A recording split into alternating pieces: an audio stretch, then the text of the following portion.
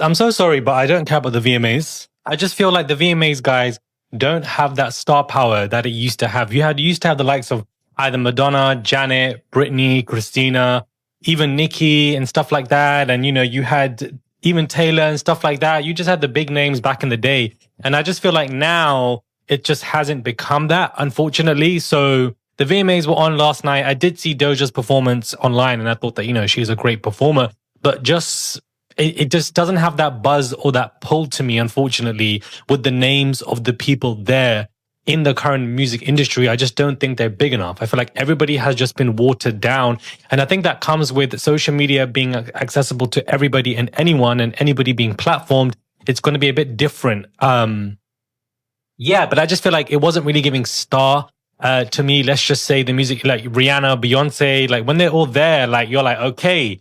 I remember there was a time in 2016, you had Rihanna, Britney, and Beyonce all performing together. I'm like, bro, like what that is a VMA that you would watch, sit down, see what they're wearing. But I just feel like when it comes to this particular VMAs, I just did not care about it. And so I just wanted to open the video with that. Now, these Young Thug phone calls that are being leaked left, right, and center, who is leaking these phone calls? Rock Nation, is this you? Because we need to figure this out. Is it you, Rock Nation, that is leaking these phone calls that are going on? Somebody has something against Young Thug and are pissed that this man got off and clearly want this man to suffer. Because where have these all come from? He has, brought down Gunna, brought down Drake. He was meant to have a stream with, Mr. Aiden Ross. That has been cancelled.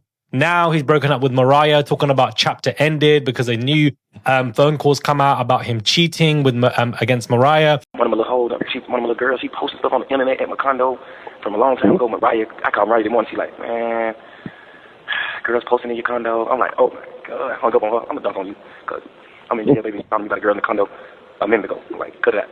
Just a minute ago, though. It was day before I got locked up, man. But this minute ago, it's been 1.5. Whatever happened, it has been 1.5. You can cut it out. So whatever happened. Whatever happened, it's been a month and a half. It's been a month and 15 days.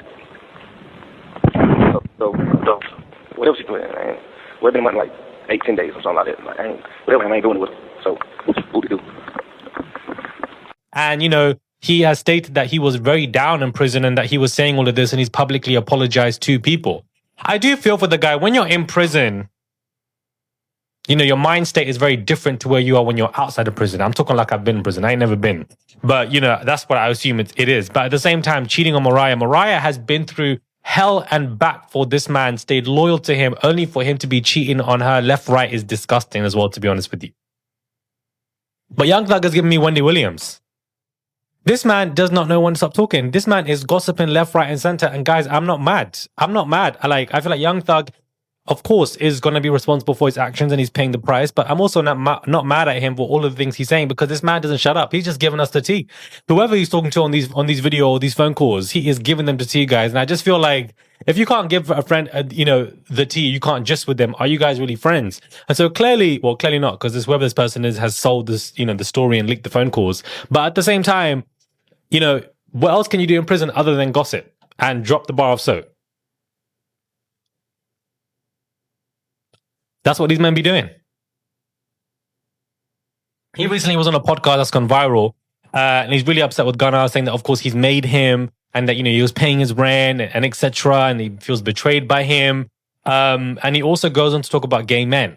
And this is what I find to be interesting, where he says that he can't trust gay men who are closeted that describe themselves as straight men in the industry. And that he has nothing against gay men, but he just doesn't like when people do that, because if you can disguise yourself about XYZ, what is going on? I'm 50-50 on this, because I do believe that there are some people who hide their sexuality because of ramifications where they could be in physical danger. And of course, therefore, you want to hide who you are. Also, you can make more money when you're straight. So I get that side of hiding it. But also, there is an entire different side to where I can see what Young Thug is talking about, because there are a lot of men in the industry who do hide who they are, aka P. Diddy, and somebody like him who hides his sexuality, not comfortable, ends up becoming quite dangerous behind closed doors. So therefore, I can't trust you because maybe that's what you're probably doing behind closed doors. So I can see what Young Thug is kind of saying. I feel like there are some people who don't want to come out, culture, religion, physical, danger, physical Physical ramifications. My stutter is so annoying. It's always the words that begin with R. It's so embarrassing. I'm so sorry, guys. Physical ramifications. There we go. So I can see why. But also there are a lot of men who do hide themselves because they are a danger to people in private, or they are, not comfortable, and they act out in certain ways. So I can see what Young Thug is talking about here because he's got some backlash for it. But I think that P. Diddy is a direct example of this. And whoever the other men are that, freak offs, grown, not really teenagers and early 20s. I'm talking about grown men who hide themselves in closets. I feel like that in itself, men in their 30s, 40s, it's a whole different kettle of fish. But whoever's leaking these Young Thug phone calls, the way the man has been chopped up by the internet over the past 3 days, the internet has no empathy for anybody. You are not the chosen one. Nobody's the chosen one. Do you understand? Anybody can get it. And he's been getting it for the past couple of days. But I'm just like, who's leaking these phone calls and what is the agenda behind it? Because as soon as somebody has ammunition on Young Thug, is being released. Is it Rock Nation? People were talking about it online saying, is it Rock Nation? Maybe, because they have their fingers in different pies, guys, and I just wouldn't be surprised. Now, speaking of gay men and gay interactions, Charlie Sheen, sorry, I swapped it.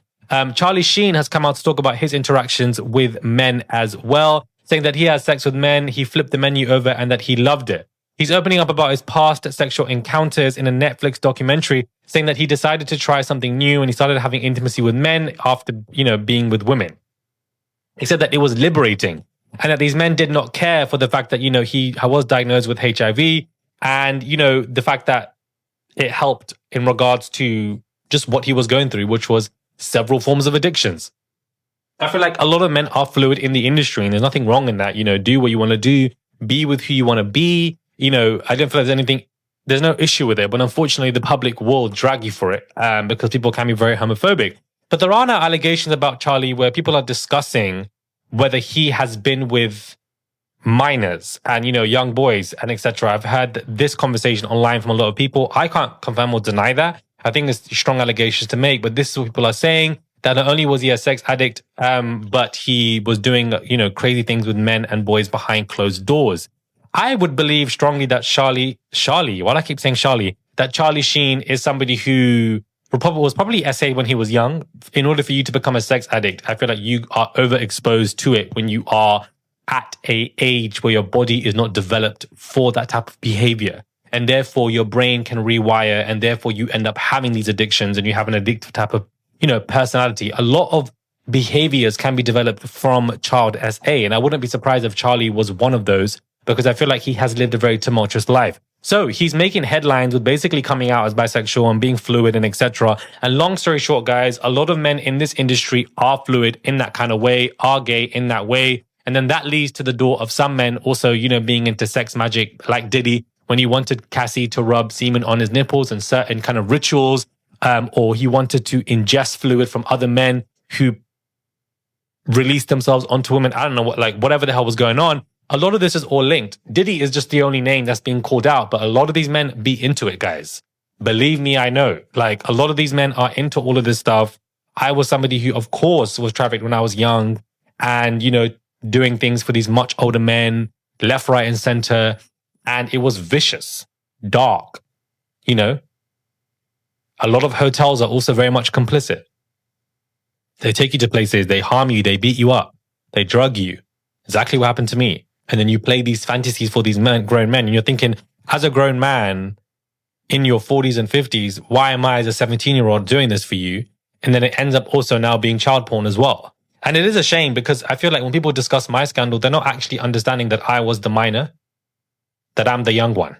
So when people try to say, oh, Murad was doing this for this person or rat-a-tat-tat, or etc., you actually don't care for young boys or young girls being trafficked because I was the minor.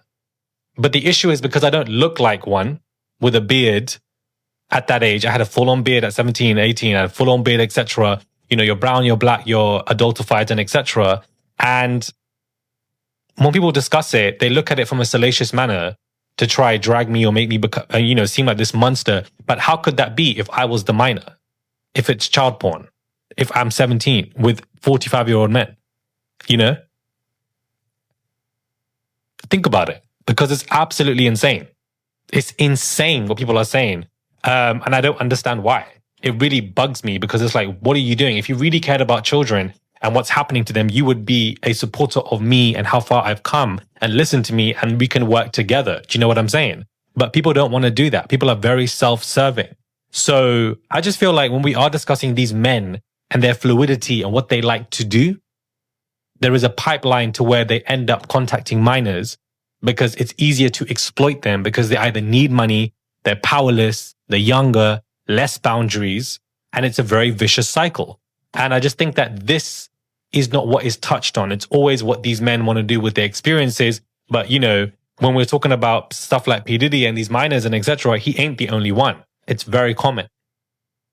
And it happens a lot all over the world, whether you're in the Hollywood industry or whether you're all the way in the other corner of the world. Do you understand? It's an epidemic. That's just how I see it.